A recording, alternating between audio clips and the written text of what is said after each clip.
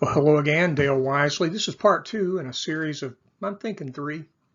And you'll probably want to go back and see part 1. There's a link at the beginning and the end of this video that'll tell you where to find the different parts of the presentation, or the whatever this thing is. So here we go. So let's talk about healing miracles. Here, the healing miracles, Jesus healing people in the Gospels, our 4 Gospels. There are healing miracles in all the Gospels. The Synoptic Gospels, Mark, Matthew, and Luke, that all have a, generally similar sort of view and picture of Jesus, all have those healing miracles. Some appear in only one gospel, some appear in all gospels in different combinations. And then John, which is a very different view of Jesus, different way of presenting Jesus and thinking about Jesus, also has miracle stories, the raising of Lazarus, and others that don't appear in the Synoptic Gospels. But all 4 Gospels give us healing miracles.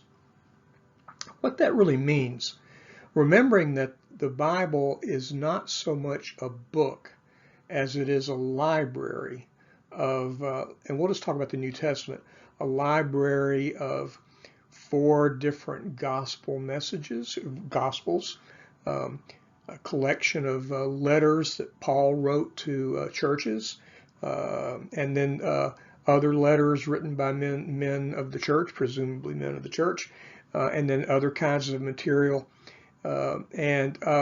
So keeping that in mind, that the Bible isn't a single source. It's multiple sources written, over the period of decades by multiple human authors inspired by the Holy Spirit. And so that Jesus performed miracles comes to us from multiple sources. It's as that Jesus performed miracles is as well documented as anything else we know about Jesus, and much, and better documented than a lot.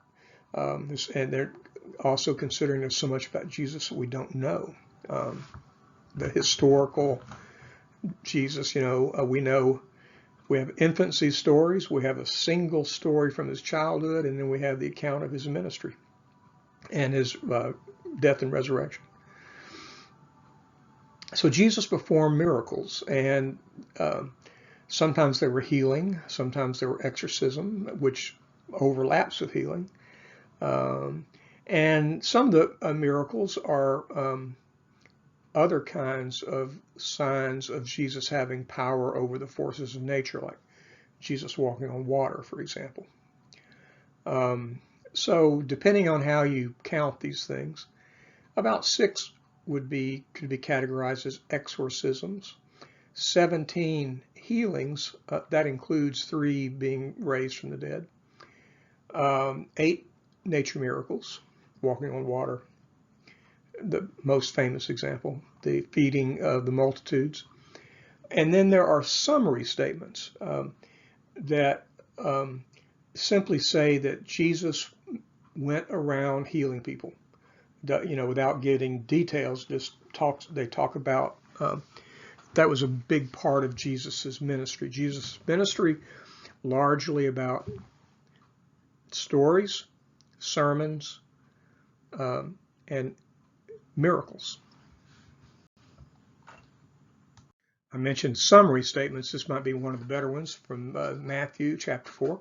He went around all of Galilee, teaching in their synagogues, proclaiming the gospel of the kingdom. There's the preaching and teaching, and curing every disease and illness among the people. That's interesting use of, I don't know the Latin, I'm sorry, I don't know the Greek, because sadly I don't have much Greek, but every disease and illness. His fame spread to all of Syria, and they brought to him all who were sick with various diseases and racked with pain, those who are possessed, lunatics, it's a awkward word now, and paralytics, paralyzed people, and he cured them. That's a summary statement. Another way of saying that Jesus did more miracles, healing miracles, than are recorded in the Gospels. So these healing miracles in the Gospels are really an integral part of the Gospel story. You can't discount those. They're huge. Mark chapters 1 through 10. Mark, by the way, virtually all scholars now, now believe that Mark was the earliest gospel, first gospel that we have in our Bible. Matthew and Luke came after that. John came considerably later. But Mark chapters 1 through 10 is an account of the public ministry of Jesus. And about half of that is about miracles. So Jesus was not just, as people often say, a teacher, a sage. The Bible clearly tells us he had the power to work miracles. But the miracle stories are not just about Jesus having these powers. I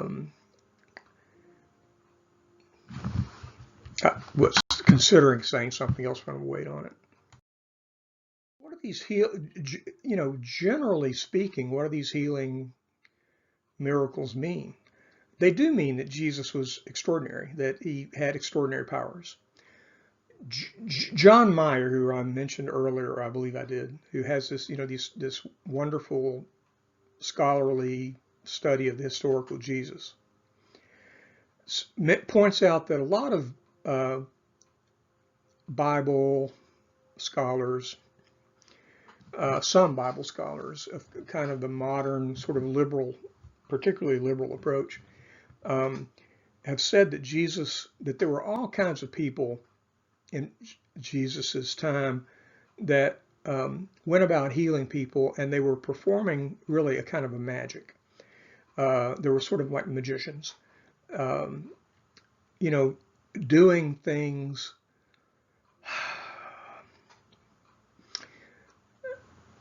to make it look like people were being healed, but it not being clear that they were being healed. We still have that, right?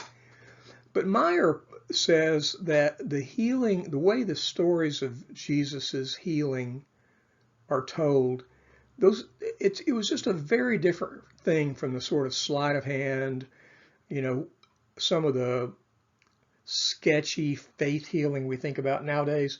It's a very different kind of deal, and I won't go into all that. It's another talk, but it's fascinating. Meyer makes a great case that the Bible doesn't use the same kind of language, doesn't describe these Jesus's miracles in a way that you'd expect the sort of local magicians to have worked. So anyway, now, so they are about power. They are about the fact that Jesus could do miracles, that it was extraordinary, that, and unique. But the miracle stories are a vehicle for the message and messages of Jesus. So when we see a healing story, we should look at the surface level often about Jesus having power, and then look for the deep level, which is what's the message here, and that requires very close reading and meditation, closing your eyes, reading, rereading, putting yourself there, kind of imagining yourself being that person being healed, and to try to find, a deeper meaning.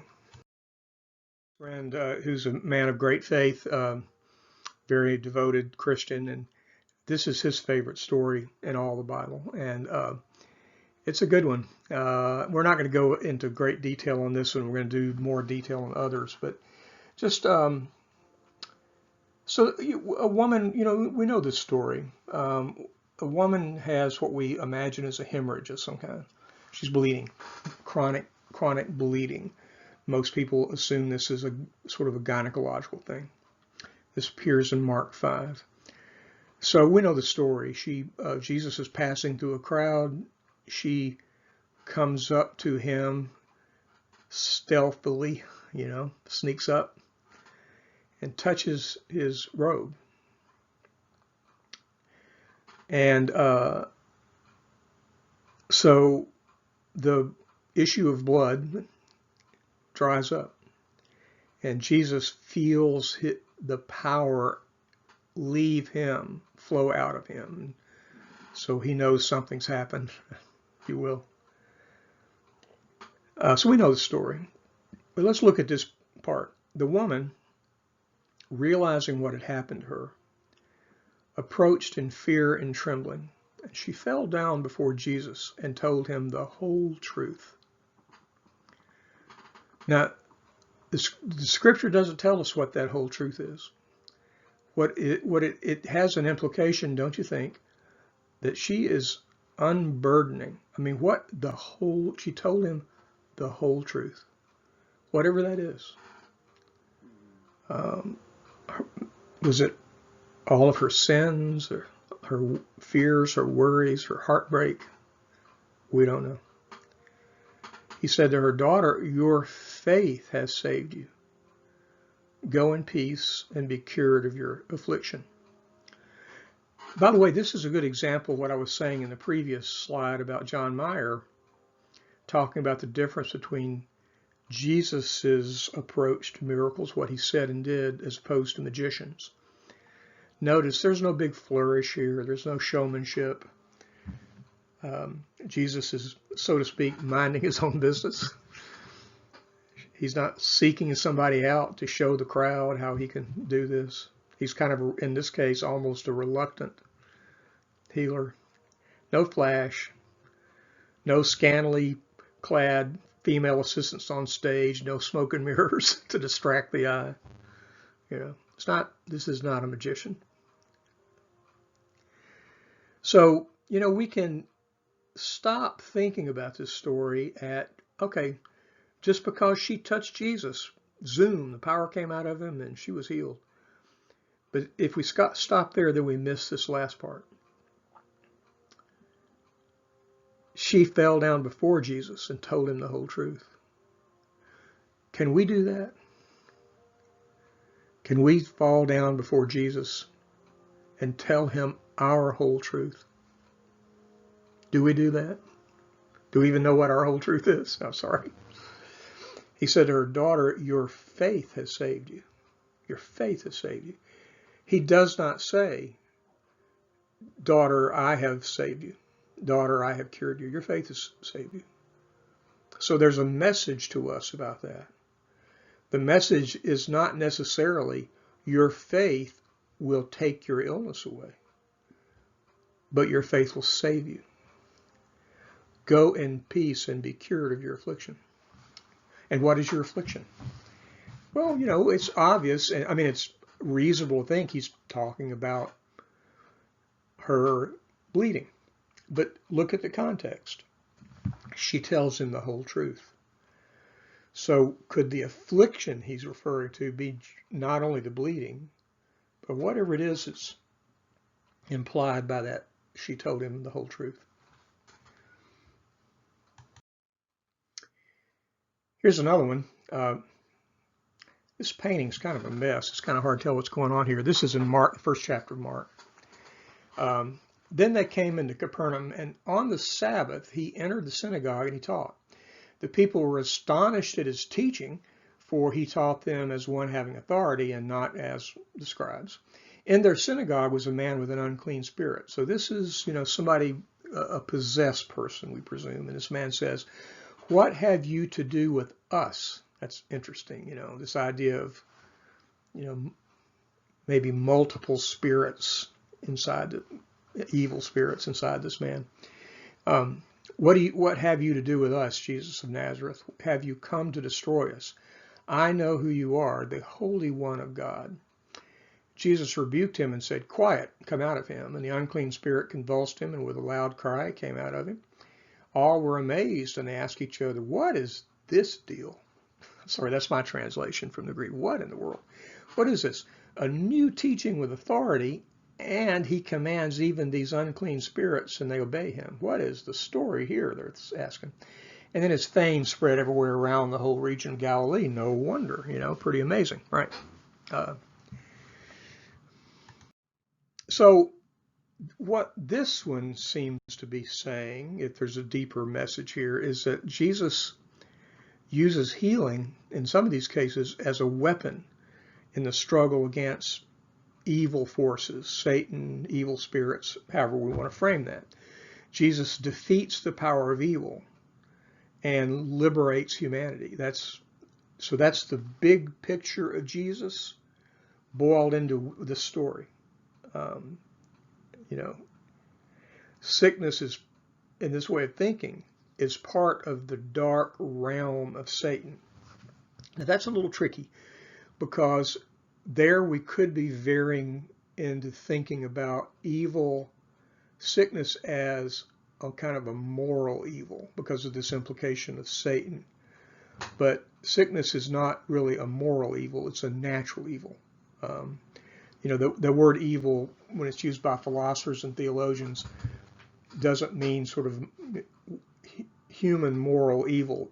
There are moral evils, and then there are natural evils. So like a tornado and a hurricane is a natural evil. And then we have blind Bartimaeus. I love me some blind Bartimaeus. I love this story. I've taught about this story many times and always look for another excuse to do this. Bartimaeus, by the way, Bar, B-A-R in Aramaic is son of.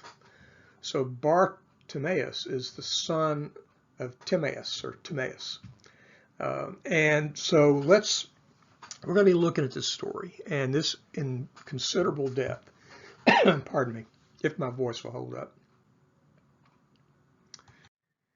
Okay, so to prepare ourselves for thinking about a couple of healings of blind people, we have to think about blindness and seeing. We talked about how we use language metaphorically all the time. So when we talk about, even in 2020, when we talk about blindness, we are sometimes talking about Ray Charles and Stevie Wonder and people who are literally blind. They cannot see. But we also use blindness all the time metaphorically. Why are you so blind? It's not something we would say to a blind person. We say it to somebody who cannot see something that they ought to be seeing. Right? Why are you so blind to this? Right? In science, we talk about double-blind studies. Nobody thinks that means anybody. It's not about blindness. It means the researchers cannot see, who's in what of the experimental groups until they need to. So you get my point. This is yet another piece of language that has multiple layers. Same with seeing. We can use seeing to mean, I can look out my window right now and it's a beautiful day. I see that. But we also say, why can't you see? I see. That. So I know I'm stating the obvious, but that's a special talent I have, is stating obvious things. But it's just important to keep in mind that, I remember, everybody remembers being in an English class at some point, high school or college, and having a professor or a teacher that talks about symbolism in literature. It's usually about Faulkner or somebody, and everybody's skeptical. The teacher says, "Now this symbolizes so and so," and everybody's skeptical. Nobody really wants to believe it. We like to think of things in concrete terms. We don't like to think about symbolism. But we talk symbols all the time. We think in symbols. We think in metaphors. So that's just an important thing to remember. It's even more true probably in biblical times, that these things have a literal sense, but they also have a metaphorical, deeper sense. Blindness and seeing. So for example, Luke. Why do you notice a splinter in your brother's eye, or the speck, a splinter in your brother's eye, but you don't see the log or this massive plank that's in your own eye? What's the deal on that? You're carrying on about how everybody else has this little flaw or little thing, and then you're just walking around with this log in your eye. Again, that's my translation of the Greek. How can you say to your brother, brother, let me remove that splinter in your eye, let me, take away your sin, when you do not even notice the wooden beam in your own eye? You hypocrite! Remove the plank from your eye first, and then you will see clearly to remove the splinter from your brother's eye. It's beautiful, right? So think about it literally, which of course nobody believes this is literal. Not even, okay, nobody believes this is literal. But there's a literal way to look at it. You can't possibly do something like take a little speck out of somebody's eye if you got this massive obstruction in your own eye. But we know that's not what this is about. It's about you've got this own sort of sin that blinds you, that keeps you from being able to see, and yet you want to go around nitpicking about people's little failures and so forth, So that's a beautiful eye-seeing, metaphor. We're going to spend some time talking about blind Bartimaeus in Mark, Gospel of Mark. I love me this story, and I love to talk about it and teach about it. Done it many times. Read whole books on this one story. Could be accused of being a little obsessed with it. I just think it's beautiful. It still brings tears to my eyes every time I read it. So we'll be looking at this one in considerable depth. All right, so bear with me on this. This is a little bit academic, but stay with me. So keeping in mind this idea that blindness and seeing are both literal and figurative. On the left here is sort of the structure in this part of Mark about figurative blindness, about people being able to see who Jesus is.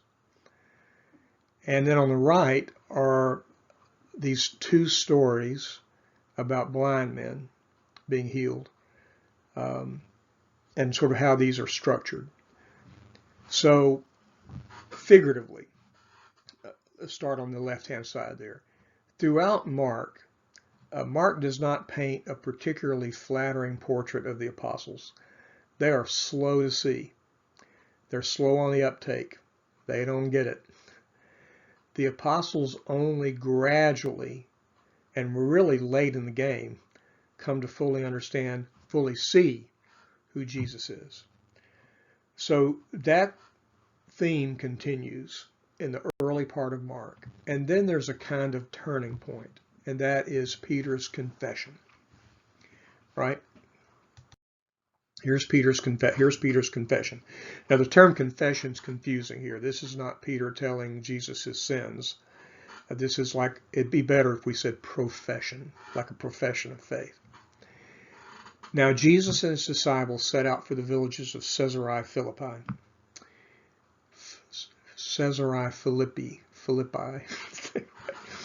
Along the way, he asked his disciples, "Who do people say I am?"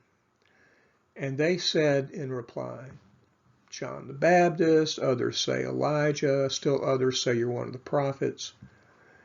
And he asked them, get this very direct and beautiful question, "But who do you say I am?" Peter said to him in reply, "You are the Messiah." And then elsewhere we have, "You are the Messiah, the Son of the living God." Then Jesus, so Peter is now saying something that's not been said in the gospel yet. So we've got this background of the apostles not really getting who he is. Jesus kind of fusses at him about it. And then Peter is getting it. You are the Messiah, the Son of the living God. And then he warns them not to go around telling people about it. That's a theme in Mark, by the way. It's called the Messianic secret.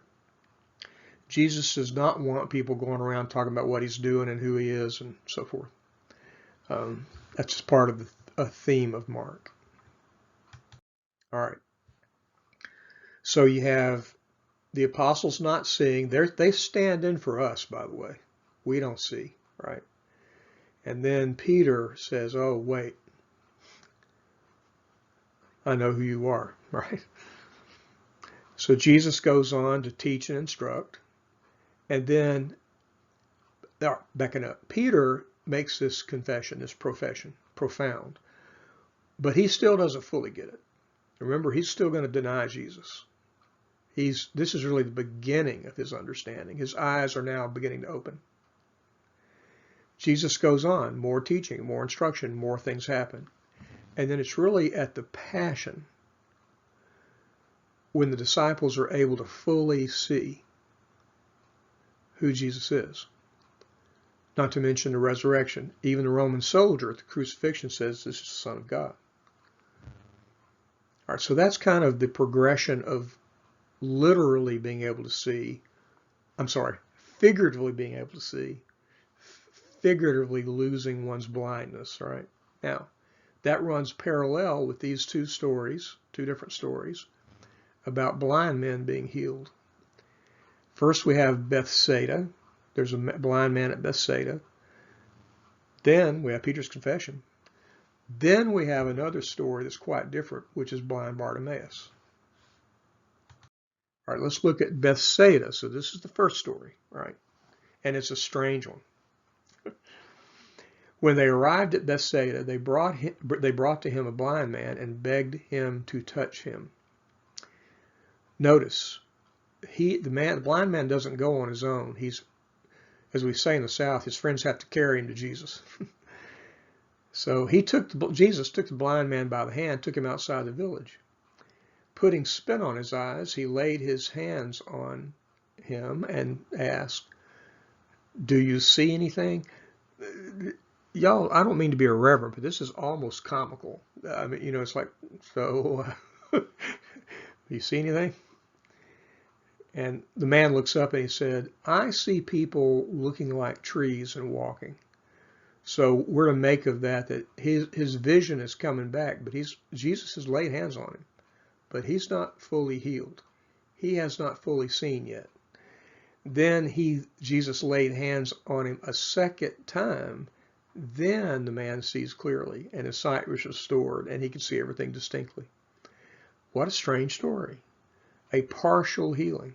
There's much mystery about this. As a literal event, it's kind of hard to get. As a message, it's kind of hard to get. But there you go. But it has a very different character. The blind man from Bethsaida as blind Bartimaeus.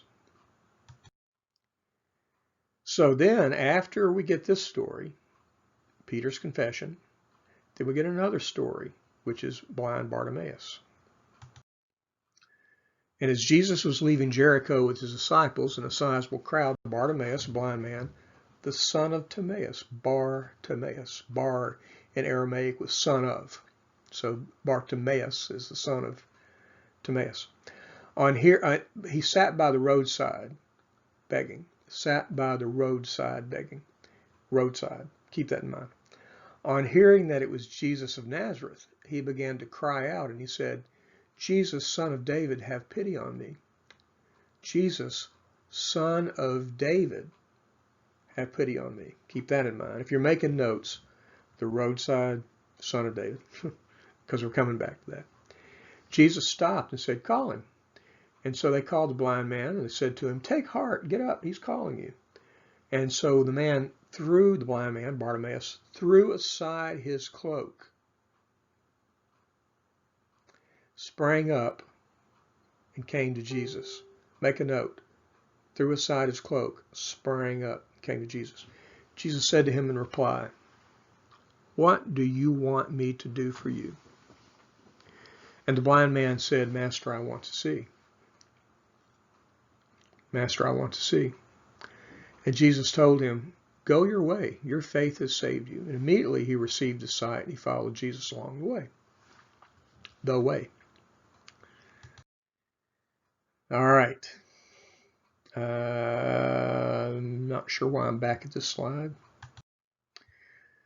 Let's continue to look at Bartimaeus in a little bit more detail and look at a little bit of the Greek. As he was leaving Jericho with his disciples, a sizable crowd, Bartimaeus, blind man, son of Timaeus, sat by the roadside begging. We hear the roadside, we hear the way later on. And the Greek word is odos. Hodos. I don't know how you pronounce it. Do you pronounce the initial H in Greek? I think you do. Hodos. And that means that could be a road or it could be the way, which is that's how we do it. We talk about the road to Piggly Wiggly, but we also talk about the road to success or the road to a happy marriage or any number of things, right? The word tuplos is what this story uses for blindness, and it's often used in the New Testament as a spiritual blindness, being unable to see, and like the apostles couldn't see. But it's also used, interestingly, it's elsewhere used in the New Testament to mean things like idolatry, oppression of others, unwillingness to see, like unwillingness to see one's sins. Anablepo is seeing in Greek, in ancient Greek, but it's often used to refer to things like covenant. It's really fascinating. It can be like looking something up, like we look something up on Google, right? On hearing that it was Jesus of Nazareth, he began to cry out and say, Jesus, son of David. And then look down later, he again says, son of David. The Greek word, by the way, for cry out, I don't know what it is, forgot to look it up. But I've read that we might think of cry out as just like sort of shouting. But it's more in the ancient Greek, it's more like a wail or howling. Howl, wail. So that really gives us, that's when you know Greek. I wish I knew more. I only know a little. But when you really know the Greek, then you can see things in the scriptures that you just don't get very well from English translations. So think about that for a moment. I mean, just really literally close your eyes and think about he's wailing, Jesus, son of David, have pity on me, not just yelling. And many rebuked him, telling him to be silent. And he kept calling out all the more, Son of David, have pity on me, or Son of David, have mercy on me. Same idea, just different translations. So Son of David, again, we had Peter just now telling us who Jesus is. And now we have a man in public, just a regular guy, blind guy, who is using a messianic title, Son of David. Twice.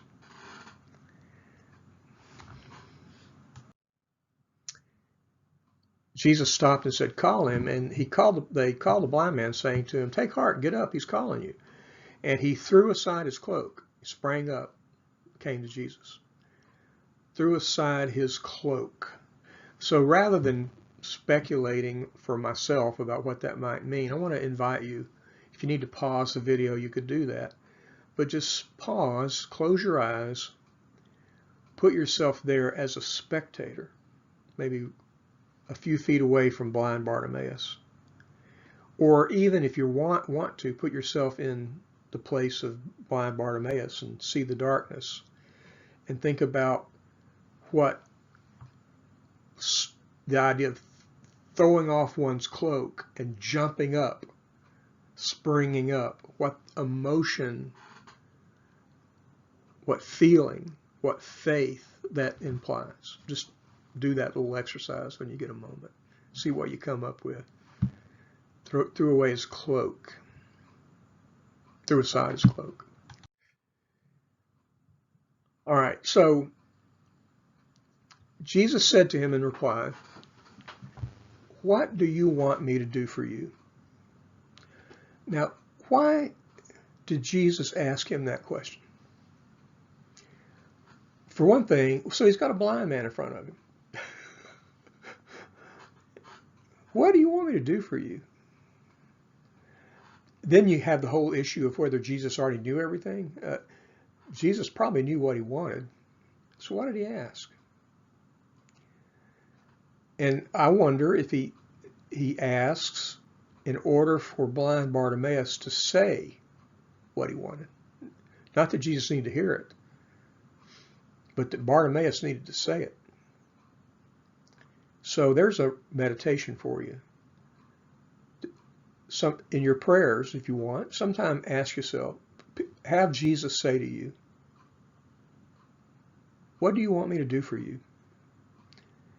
If you're sick, if our loved ones are sick, to get back to our original topic, we pray for the sick, we pray for ourselves who are ill, and let's have Jesus say to us, what do you want me to do for you? And let's say it out loud. Say it. Jesus told him, go your way, your faith has saved you. Immediately the man received his sight, followed him on the way. There's that roadside, but the way. All right. Master, I want to see. Okay, go your way, your faith has saved you. And he got his sight back.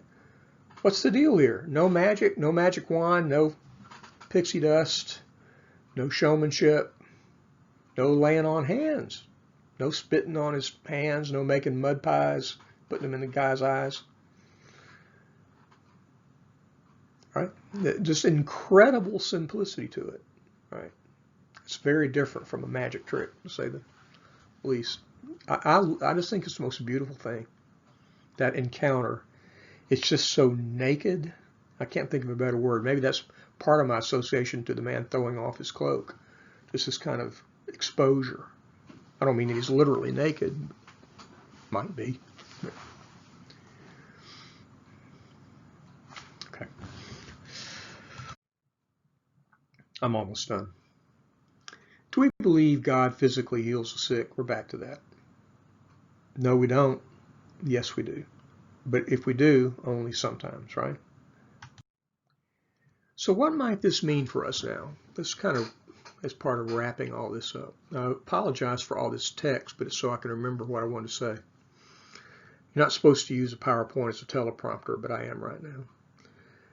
So in these gospel stories, when you look at all of them, take them as a whole, the idea of physical healing is bound up with the idea of spiritual healing. They're not separated. They weren't separated in biblical times at all. And nowadays, they're not entirely separate. I mean, we're clearly in a more dualistic time when we tend to think of our physical health over here and our spiritual health over here and our mental health over here, and all those things overlap, tremendously. So, do we seek physical healing for ourselves or for others? And that's not a crime in Jefferson County or Shelby County to want to be physically healed. Not a crime. Who doesn't? Do we want spiritual healing or do we want both? And if Jesus says to us, what do you want me to do for you? Are we willing to say, Master, I want you to X. Right. So what are the implications of this in modern times, in the way we kind of separate out physical healing? Have we gone too far? And is that what's in separating those? And is that what holistic medicine's about, trying to integrate all those again? I think it probably is. We don't want to get back to the idea that if somebody's having seizures, they're possessed by demons. But we are, I think, in a time where we're sort of seeing these things as tied together. I just want to talk about one more thing. It's not quite off topic, but it's just something that concerns me, and I'll be as brief as I can. It concerns me that we're living in a time where if we get sick, we blame ourselves. That's something that's taught to us, I think. And so if I get cancer, it's because I ate the wrong foods, or if I get heart disease, I ate the wrong foods. I didn't exercise enough. We can now. If I get Alzheimer's, I should have paid more attention to I should have done more crossword puzzles. I don't mean to be glib about this, but it just seems like we're being told all the time that just about every illness is due to our behavioral issues or our emotional problems or our inability to do this, and I just hate that. I hate the idea. That's why I just am so moved by this picture of someone right now. There's somebody in hospitals, in a hospital right here that's just gotten the news about how sick they are, and they're sitting around blaming themselves. And I just wish that weren't the case. I don't know what the answer is, but it troubles me that it's our fault, you know. So, well, I'm done. I hope this was meaningful to you, and I'm so glad that you got through the whole thing. And just know we're continuing to pray for you at Prince of Peace, and I pray for you, and I hope everybody stays healthy. Let's do what we can to stay healthy, and follow the recommendations of our healthcare providers, and move forward. Thank you so much. God bless.